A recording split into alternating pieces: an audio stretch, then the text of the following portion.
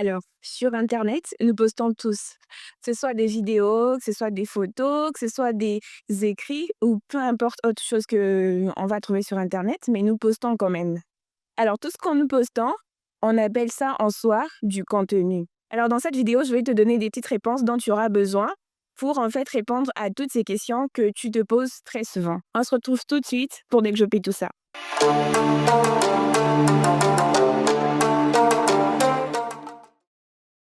Bonjour et bienvenue dans cette série de vidéos où on parle vrai, où on parle vision, où on parle conseil et surtout où on parle stratégie. Si toi aussi tu as besoin de créer un contenu qui te ressemble, un contenu qui reflète tes valeurs, un contenu où tu as besoin des limites pour montrer vraiment qui tu es au bon endroit. Alors je vais t'inviter à t'abonner, à liker surtout cette vidéo et à laisser un petit commentaire si jamais tout ce qu'on va aborder dans cette vidéo va t'intéresser. Alors avant de commencer ou avant d'entrer dans le bain du sujet, vous allez remarquer que avec moi, j'ai un petit panier dans lequel il y a plein de petites questions que j'ai notées sur les petits papiers qui sont ici à l'intérieur. Et il y a aussi le sujet du jour qui est comment créer un contenu stratégique en fait, hein, la stratégie de contenu, quid. Alors pour trouver ce sujet, on va devoir fouiller dans ce petit panier.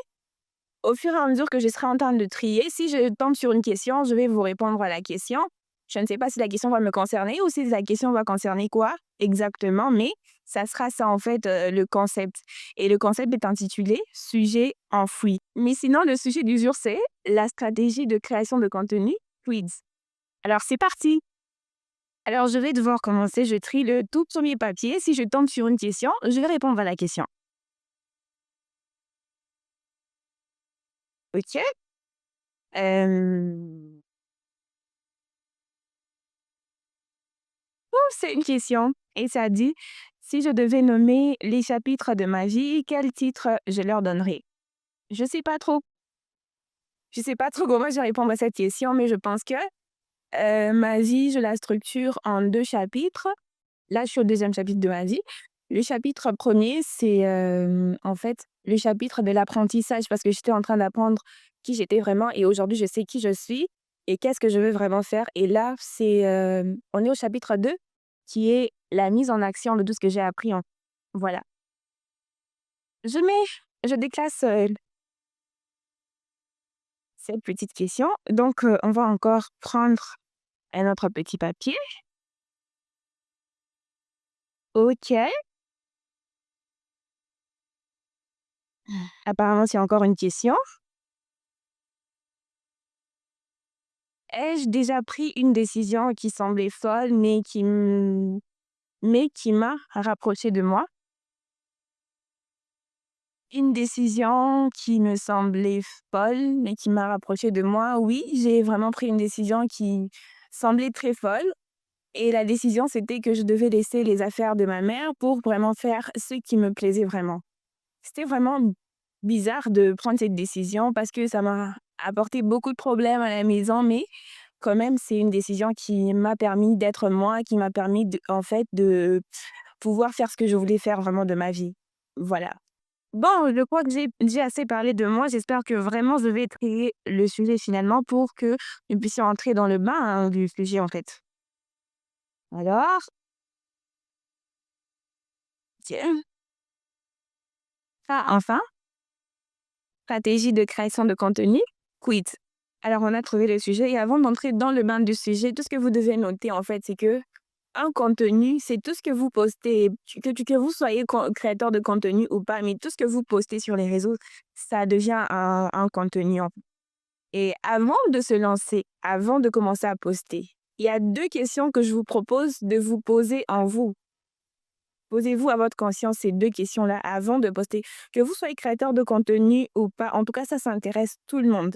La première question que vous devez vous poser, c'est enfin, excusez-moi parce que je suis en train de lire pour ne pas me perdre, hein.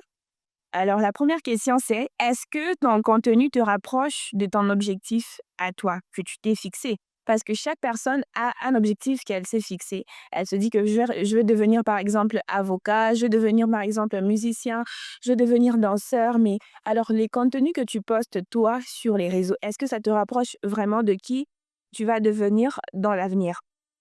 Et la deuxième question que je te propose à te poser, c'est est-ce que ton contenu reflète qui tu es? Parce que oui, quand vous postez votre contenu, rassurez-vous de ne pas vraiment vous éloigner de votre personnalité. Rassurez-vous de ne pas vraiment vous éloigner de qui vous êtes vraiment. Ce sont ces deux questions basiques que vous devez avoir avant de vous dire que vous êtes créateur de contenu, avant de vous dire que voilà, moi je poste juste pour poster. Après s'être posé ces deux questions, là, on va directement basculer vers la définition de notre sujet du jour qui est la stratégie de création de contenu. Quid? C'est quoi la stratégie de création de contenu? On entend quoi par la stratégie de création de contenu?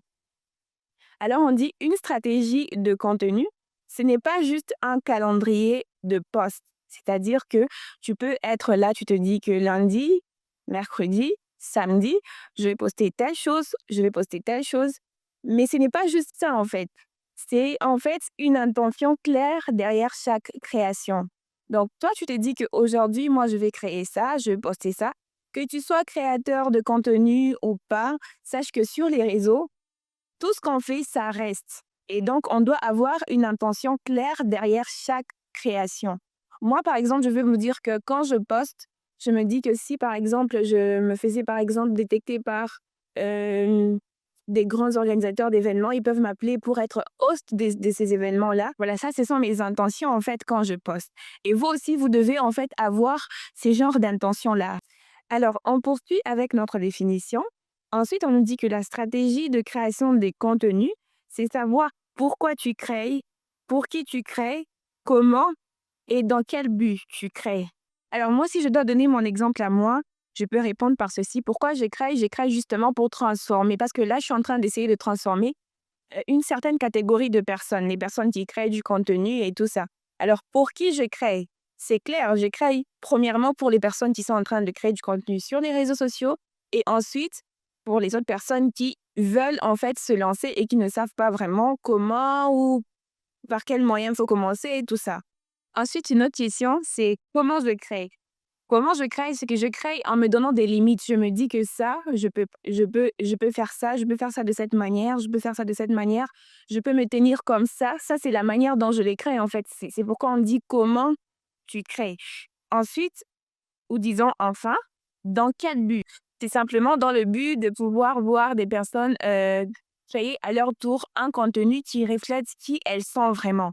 Ça, c'est en tout cas mon but à moi. C'est pourquoi je suis en train de vouloir parler de la stratégie de création de contenu. Alors, après avoir défini ce que c'est que la stratégie de création de contenu, je vais également vous parler de son importance.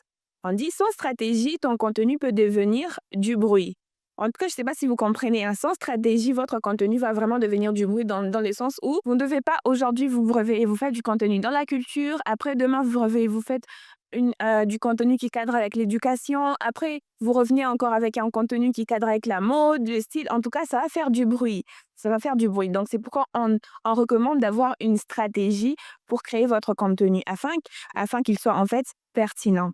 Ensuite, l'autre important, c'est que avec la stratégie, votre contenu devient une voix et vous gagnez en clarté, en régularité et surtout en pertinence. C'est ce que je viens de vous dire. Donc, si vous dites que moi, je vais évoluer dans l'éducation, vous allez gagner en clarté parce que les gens vont comprendre que vous évoluez. C'est dans l'éducation, vous êtes en train de donner voilà, des astuces pour que les gens puissent bien se comporter, des conseils, etc. Ça, c'est l'éducation, en fait. Et quand vous faites ça, vous gagnez en clarté et en pertinence. Votre contenu va vraiment être bien compris par les gens qui vous suivent. Alors, l'autre importance, c'est tu vas attirer les bonnes personnes, tu vas construire une marque, tu vas construire une communauté et à partir de ça, tu peux avoir une vision.